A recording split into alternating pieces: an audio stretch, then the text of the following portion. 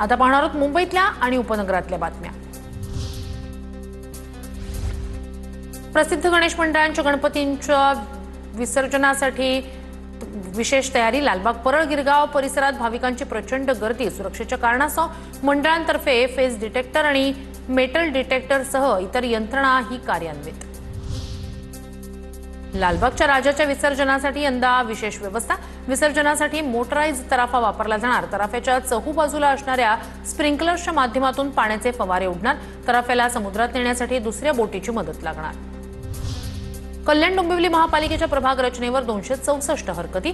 सर्व हरकतींवर 11 सप्टेंबर रोजी सुनावणी होणार। नागरिकांना सुनावणीसाठी हजर राहण्याचे आवाहन। अंतिम प्रभाग रचना 3 ते 6 ऑक्टोबर दरम्यान जाहीर होणार। मुंबई महापालिकेकडून गिरगाव चौपाटीवर व्यापक तयारी। विसर्जनावेळी सुरक्षेसाठी 2178 जीवरक्षक, 56 मोटरबोटी, 129 निरीक्षण मनोरे आणि अग्निशमन दलाचे जवान तैनात असणार।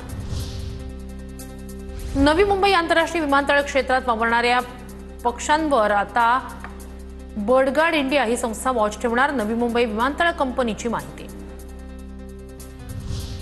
यंदा मुंबईत आणखी एक नवीन वैद्यकीय महाविद्यालय सुरू होणार। अंधेरीतील ESIC रुग्णालयात हे नवं महाविद्यालय सुरू होणार। राष्ट्रीय आयुर्विज्ञान आयोगाकडून महाविद्यालयाला परवानगी, तर 2025-26 या शैक्षणिक वर्षासाठी 50 जागांचीही मंजुरी।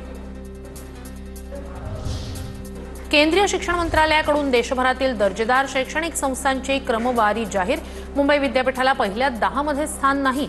सर्वसाधारण विद्यापीठांच्या 50 संस्थांच्या यादीत महाराष्ट्रातील केवळ 3 विद्यापीठं। पश्चिम बंगालच्या जादवपूर विद्यापीठानं पहिला क्रमांक पटकावला। डोंबिवलीत तलाठी कार्यालय फोडल्याची घटना। मंत्रालयात काम करणाऱ्या एका तरुणानं फायटर क्लब सुरू करण्यासाठी प्लॅन आखल्याचं समोर। ऑनलाईन पेमेंटवरून पोलिसांचा सुगावा। आरोपी विक्रम प्रधानला ठोकल्या बेड्या।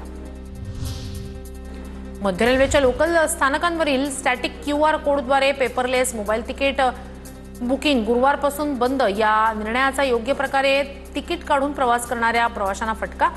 सोप्या पद्धतीने तिकीट काढणं झालं कठीण।